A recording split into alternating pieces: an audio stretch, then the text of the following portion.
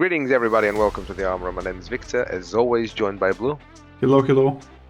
And today we're having a look at the new banned and suspended announcement, the new card release, the new hero, and so on and so forth. So, right to the not very eventful banned and suspended announcement. What we have is just the braces for Lexi coming back once Lexi's gone, so obviously they will be coming back for Azalea. And That's pretty much it. Yeah, obviously, if Riptide wants to, and I guess he will, play definitely. the braces. That is pretty much it. On top of that, nothing's changing apart from the size of the deck and the additional sideboard for UPF and the commoner format. So practically it is the same as Blitz as it is. Yeah, basically Commoner and UPF are adopting the Blitz format changes that we had last time. In terms of eventfulness, we do have a few things to cover, one of which is that they are increasing the amount of Living Legend points received per events. For example, for the ProQuest season, the ProQuest winners are now going to contribute 4 Living Legend points instead of 2, as it used to be. And skirmish moves from 1 to 2. Yeah, I believe. The reasoning behind that is they said that they will be making a lot more draftable sets that are going to be introducing new heroes instead of going for the usual draft set support set structure, which is very, very good to hear. We heard in an interview a month back, I believe, James White saying that we're going to have like 10 or maybe more new heroes next year getting introduced. So basically the reasoning is we want to kind of rotate the meta a little bit faster now that we're going to have a lot more heroes inside of it. Yeah, which makes sense. It makes perfect sense. Plus, it is very nice to see the supplementary sets go. Because, to be honest, having a supplementary set and getting support for heroes that you've already played for 3 months, it's not like the greatest thing that can happen. So new draftable set, it's good. Yeah, I like having support for different heroes, but it seems like the expansion slot that we're getting in Bright Lights is just going to remain for the rest of the sets as well, and it's just going to trickle down like a card or two every set for different heroes and or classes as they need them, instead of just having like a dedicated set every other time. And the thing is that with the loads of new heroes that they're planning, I mean, it would be very difficult to create a supplementary set supporting every hero. Yes. I'm guessing, if I had to guess, the next supplementary set we're going to get is going to be probably similar to the structure of Dusk Till Dawn, where it's supporting a small amount of heroes that really need it. And a small amount of talents, which is very funny, because actually by that time, everything from Tales of Aria would have been LL'd. And the thing is that if they go chronologically about this, the next supplementary set has to support Tales of Aria, the way from Dusk Till Dawn did with Monarch. Yeah, I mean, if they do it the same way they did with Chain and Prism, they will wait at least a year until like they bring back elements again, or at least like Lexi, Briar and Oldhim reprints or remakes or something like this, which is very, very reasonable. And then the hottest of topics, it seems, about the ban list is the announcement of the next one, which is to be on November 6th, which is, I believe, like 10 days or something like this before Worlds. Yeah, and they are turning it into a tradition. They always do this prior to Worlds and Pro Championships and so on. Yeah, totally. I believe for both the Pro Tours as well as last Worlds, we have had ban and suspended announcements very close to the events. I'm not sure why people were like coping out of their mind that this time it's going to be different. We have seen a lot of people complain about this, and I find that a little bit unreasonable, because these events are a lot more fun and a lot better to watch and enjoy whenever you're waiting for like the worlds and the pro tours to actually develop the meta, and for you to like see your favorite players or like the best players of the game figure out something new, instead of just literally watching 60% Lexi field again, right? Yeah, absolutely. Because that's what they were complaining about. And I mean, even if they were like, okay, you know, we'll make no changes, but we'll just remove Lexi right now, or just cripple her insanely strong, like just ban Voltaire and or something like this. I don't think that's as clean of a decision. And then again, you still have to keep in mind that it is almost certain, if not completely certain, that Lexi is going to achieve Living Legend status within the ProQuest season, because we're going to have a lot of ProQuests as well as like callings and battle hardens. I believe they said 1400 Living Legend points are going to be allocated during the season, which is, I believe, more than the national seasons. It is a lot. It is a lot, and they're all obviously betting on Icelander as well, that she might. Yeah, like she might. Icelander, as they said, is the wild card. It is possible that she won't achieve the Living Legend status before Worlds. But the thing is, even with Icelander, like the same way we knew Lexi will not achieve Living Legend for this list like 1 week or even more prior to the list, it's going to be the same with Icelander, most definitely. Which means that your prep time is now not really 2 weeks, it's more of a 3 weeks period. And I mean, on top of that, the new set is going to be released at the end of this month. So you're getting like 1 month of that, of like experimentation with the new set anyway. So yeah, the pre-release of the 29th even, so it's this month. Yeah. And the official release is, I believe, the 6th.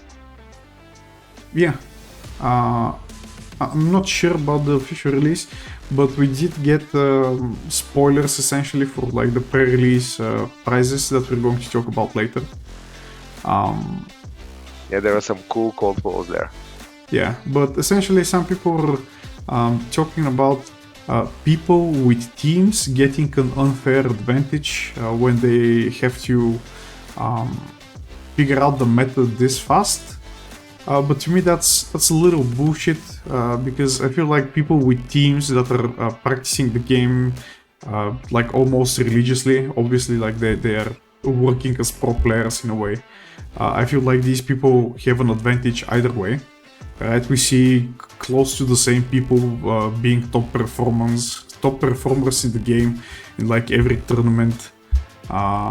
Anyway, so if anything, I feel like if the ban list is this close to Worlds, there's a chance that like smaller teams and people that practice less just figure out something quicker than the teams and just come out with the tech. It really depends on how good you are and the way that you think, because you might have a team of 20 people and none of them get the idea how to solve a certain play or a certain hero or a certain deck. So yeah, I mean the advantage is there when it comes to testing, because you can test against all the decks and you're testing against players that can actually play the game well. But for the rest of us, there's Talishar, so I mean, hopefully not, right? Like hopefully you have better people to play against than Talishar. But yeah, anyway, we can now move to the new big spoilers, starting off with Max Nitro being the third hero revealed for Bright Lights. Yeah. We've seen it today, and it says once per turn action, for 2 resources, create a hyperdriver token with 2 steam counters.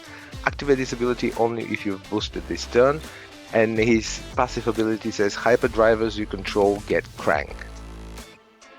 Yeah, and Crank is, as it enters the arena, you may remove a steam counter from it. If you do, gain an action point. And there is another change in the rules, I believe, because of this and another card from the previous sets. Blessing of Ingenuity, allowing you to, at the start of your turn, get 3 hyperdrivers from your graveyard and or bunny zone into the arena. This would have technically allowed you to just get like 3 action points at the start of your turn. And the rule change is that you will not be able to receive action points during the start of your turn. Action points will only be available during the action phase. So this interaction is dead. Yeah, and then it makes sense for them. Good call. Yeah, definitely. And there's one more rule change that is going to happen about these hyperdriver tokens. And it's going to be that you're going to be able to use the hyperdriver tokens as real cards under your Nitro Mechanoid if you choose to go for that route. Okay, because up till now, all tokens vanish the minute they are used. If they leave the arena or go somewhere else, they just disappear. But now they will be usable under the Mechanoid at least. And about my thoughts on Max, his ability seems fine.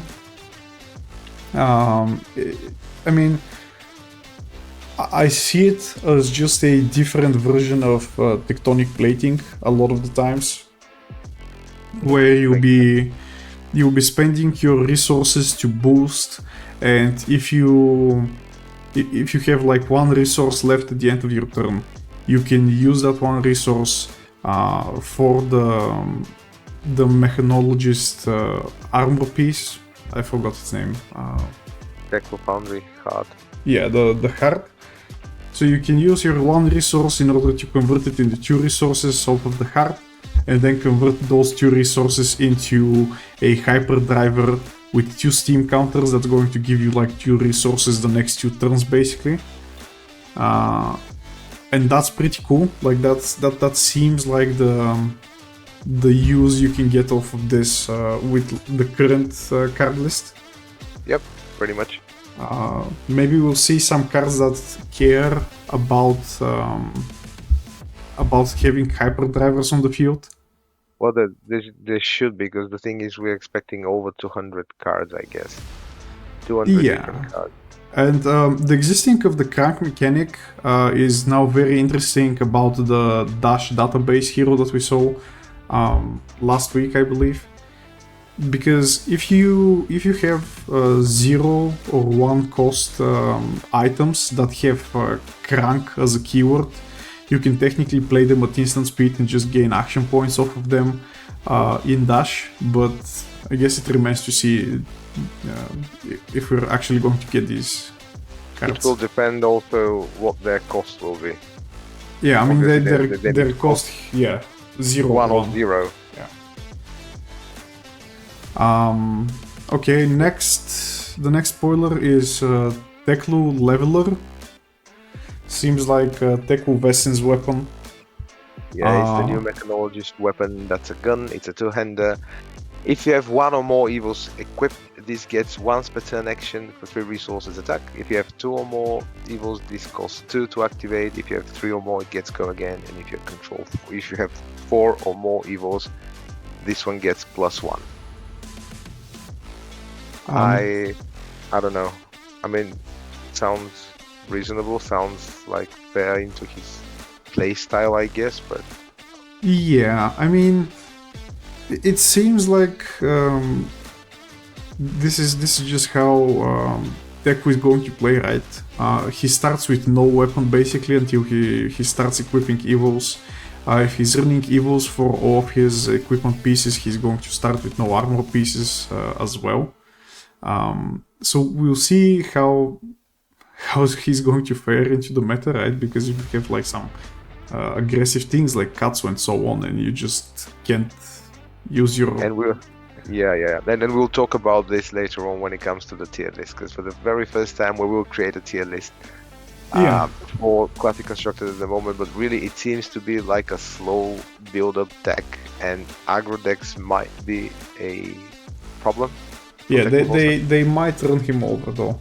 Yeah. But like at least the Teklu leveler at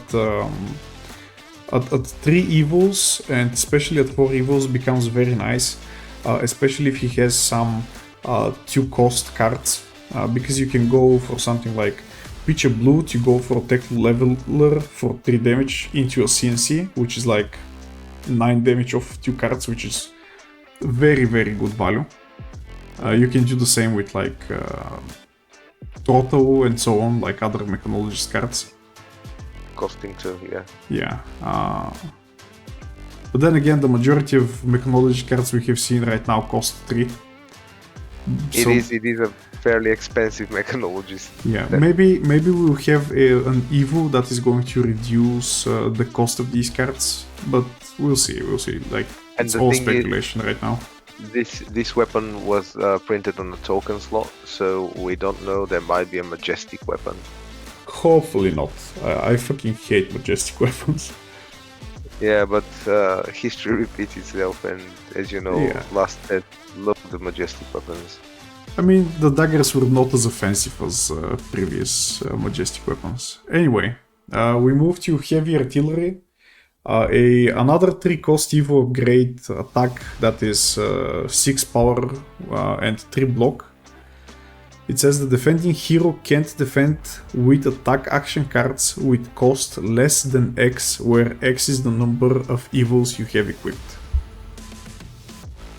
Again, cares a lot about evils, and I think this is actually a pretty strong card. Yeah, I mean, I feel like it's situationally strong because into taller decks it's going to be not as amazing, and I feel like we remain with a lot of taller decks in the meta now. Like all the brutes, Vincent, Bravo, even While like Contelia is back. yeah, even like Prism. They won't really care about this, but this basically reads it's unblockable against Ninja and most of Dromai. Which is the aggro decks that we're talking about, that the decks might have problems against. So. Yeah. I mean, excuse me about the Dromai take. Dromai plays a lot of non-attack action, so doesn't really read unblockable against All the Dromai. dragons. All the dragons. But against Ninja, it seems just take 6, right? Mm-hmm. And yeah, So nice card.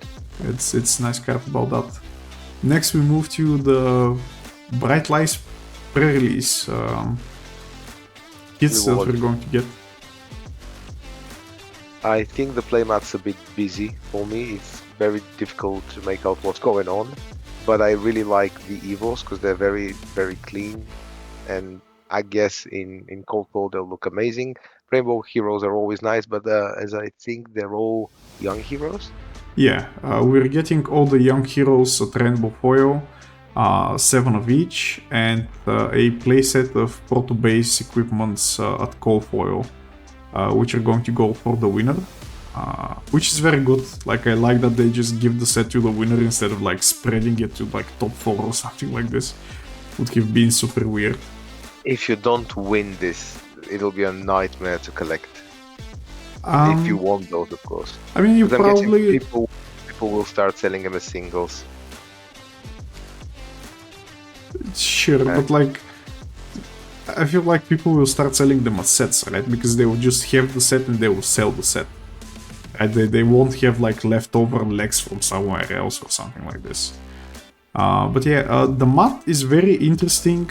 I believe we have the name of the card the mat is portraying. It's Breaker Key. And Yeah, that card's not spoiled. it's not spoiled, yeah. It seems very, very cyberpunky. It does, and that's my hot take. I really don't like this, and I don't feel this blending into the universe at this point, the Flesh and Blood universe. But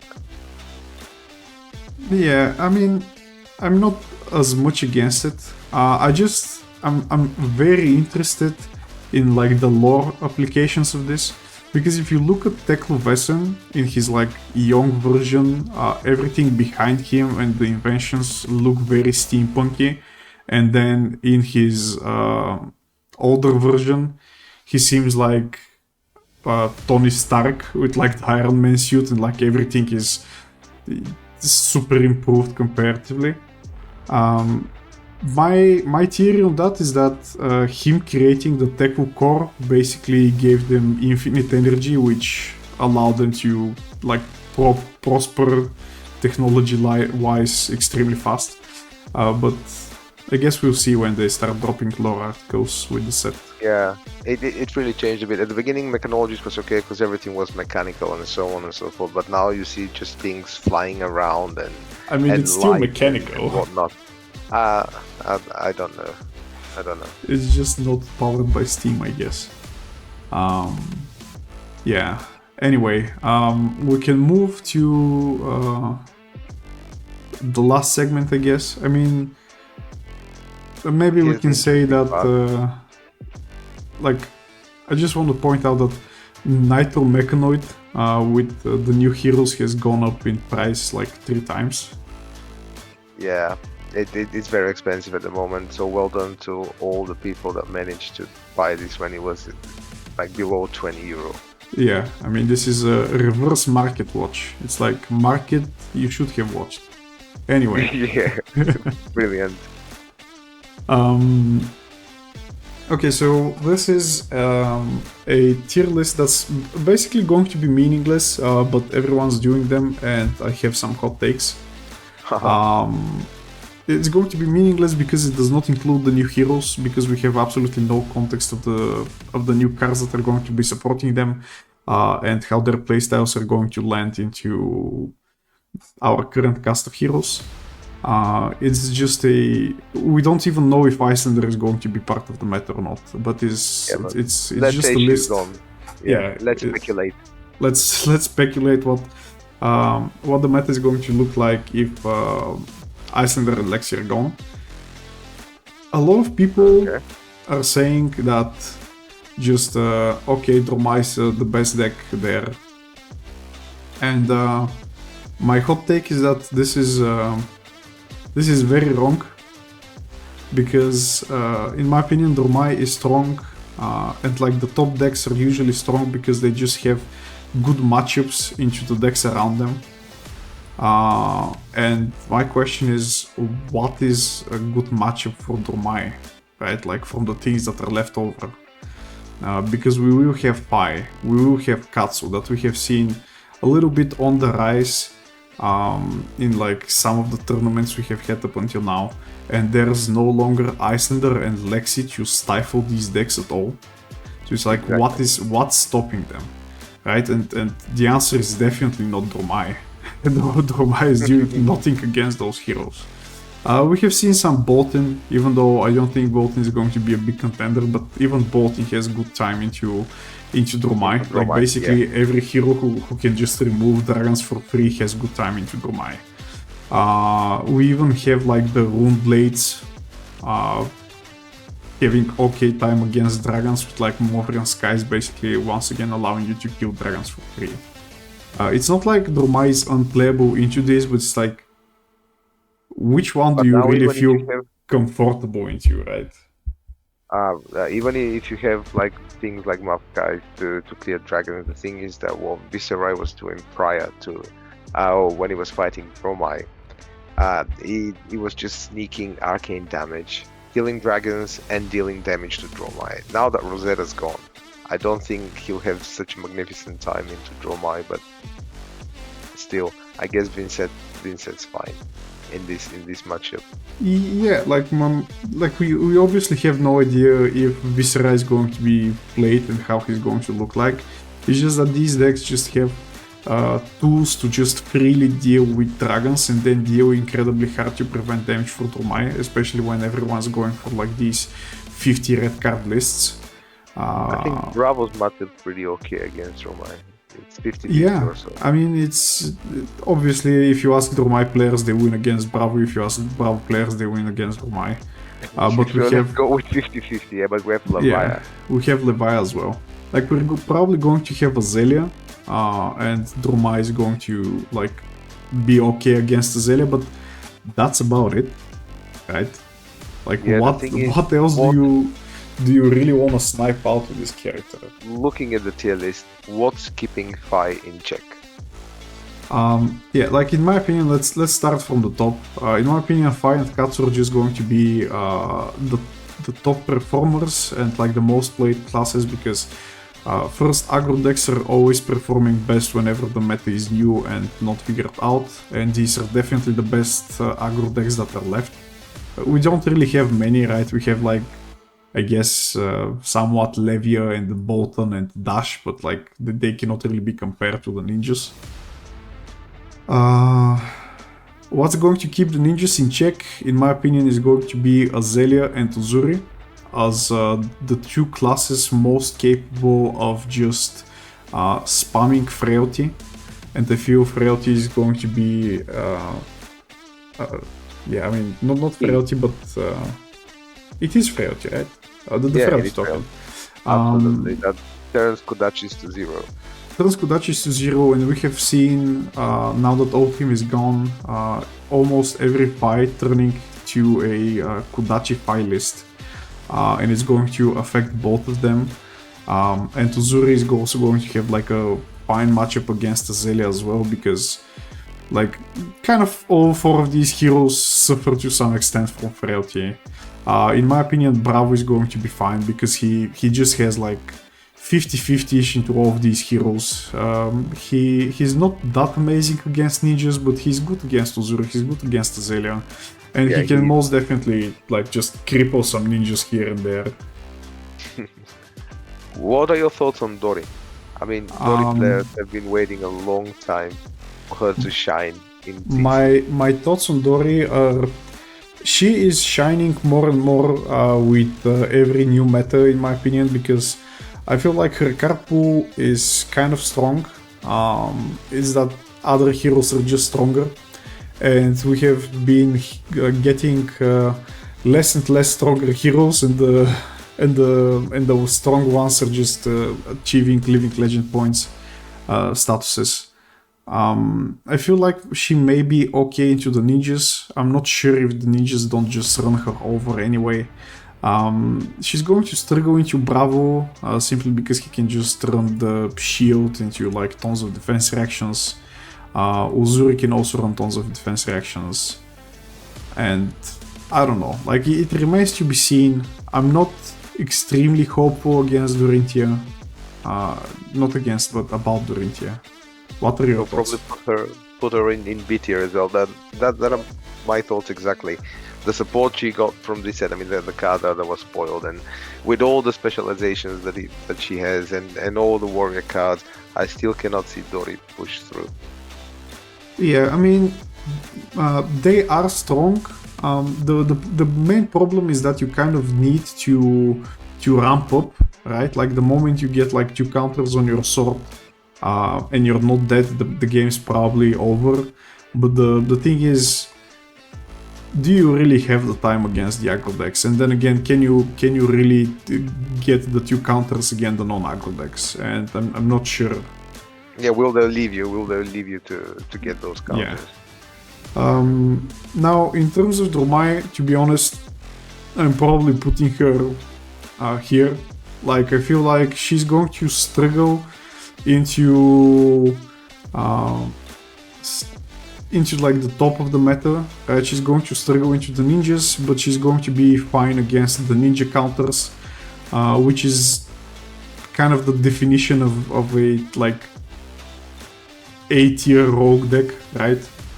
You just counter the counters, kind of like exactly. the same spot Zurich has been occupying for the past meta. After that, I'm probably putting them like this. Dash is Dash might move up a bit. I mean, this is without context of the new cards. With the old pool, Dash is still able to just sometimes play out your maximum velocities in 3 turns and just roll over any ninja, or just manage to grind them out or something like this, while still having the pistol clan against Bravo, and sometimes the pistol clan is good even against Drumai. Romai and Uzuri as well. Yeah, against Uzur as well. Bolton has just shown that he's like competent, as well as Levia. I feel like a lot of people were putting Levia in S and A for the past meta, but in my opinion, she's... Don't think she's there. Yeah, and with the bolting thing, I mean, yeah, they printed a lot of bolting cards, but they're all like... I mean, the major problem bolting has is charging, because obviously that leaves you with less cards, and he just doesn't have enough power. He doesn't have the wide explosive turns with a lot of damage the way Katsu and Fai would come about aggro. And I played against a really defensive turtle Bolton deck, which I don't think will be meta. It is very interesting. It is a slow, grindy, a lot of D-reacts coming with an axe Bolton, but I don't think it will be a A-tier deck soon.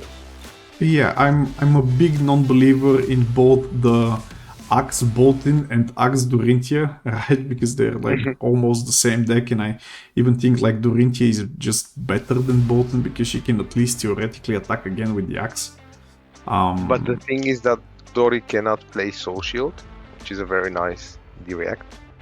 I mean, sure, but why do you like? You have there's this warrior defense reaction that blocks 6 Steel Blade Shunt. Because you want more, you want to have the unmovables, you want to have the shunts, you want to have obviously the sinks, the fates, and you want to have soul shield and just defend. I mean, sure, but I feel like these decks are just going to instantly lose into Drumai. I think these decks are probably just losing into Bravo. They're probably losing into Ninja as well. Obviously, because if you play a lot of D-reacts, what will you do with the Kodachis? You just need to take those. The other heroes are all kind of in the bot tier. Like, well, Kano's always a dark horse because you never know who's gonna bring how many arcane barriers to a tournament. But still, I'm just going to always put Kano at B, right? Like he cannot get worse. And I don't think he can get better. I feel like if you're bringing Kano to a tournament, you're just either a big fan and you just want to play Kano, or you're just making a meta call. And I think it's probably going to be a fine meta call, if I have to be honest, in a meta game where Icelander is no longer prevalent, or she just does not exist. So like the only arcane damage dealer that demands more than one arcane barrier remains to be Kano. So you'll probably have more success of just sniping people with one arcane barrier. But even then, I feel like the deck relies on a bunch of variants and can just get deleted by Fire on turn 2. Yeah. So their health's way too low. I'm just going to put him in like the end of A, Hopium tier. Hopium. Okay, Riptide. We haven't seen much from Riptide so far. Riptide, I'm going to once again Copium on Riptide and put him in B tier with the sole reasoning that if in this imaginative universe that we just have these heroes and none of the bright lights ones, if the top meta is ninjas, he's technically good against ninjas, right? Like he's not amazing, but his traps are very effective against ninjas. I guess so. Yeah, that's a really nice take on Riptide. But like they're like not good enough to make him like better than any of the rest. But I feel like he's a little bit better than Arachne in that sense. Yeah, obviously Arachne is C tier. Yeah, and I'm going to put Prism here somewhere as well. And I guess Vincent's here. Like, the thing is, I'm not sure there's a reason for you to play Viserai. I'm not a believer in the Viserai setup OTK type of decks, especially when the meta is going to be incredibly aggressive with ninjas and Azalea. I'm not sure there's a reason for you to play Reiner now that Levier is just... You have Levier, absolutely. Yeah, she's just better, and usually the reason for you to play Reiner is against the very defensive decks that you can just intimidate twice in a game and win. And I don't think those exist anymore. And there's no reason for you to play Arachne while we have Uzuri. Vincent, I feel like she's still not solved, or like whatever we have solved is just not consistent enough. And Prism is kind of the same way. Like technically Prism has like good Bravo, Azalea and Uzuri matchups, and probably has a good matchup against Kano. The thing is, she's not going to be very happy to play against the ninjas, and seeing that a lot of people are coping on Dromae, she's probably going to be represented a lot, and I'm not sure Prism can deal with Dromae consistently. So that's that, our very first tier list. Tell us in the comments what you think. Have we messed up something? Did we miss something? Yeah, definitely tell me what you disagree with. Like, I'm down to have a conversation. Yep, that's it. Guess we covered everything, so thanks everyone for watching. As always, comment, like and subscribe, and we'll see you in the next one. Bye bye.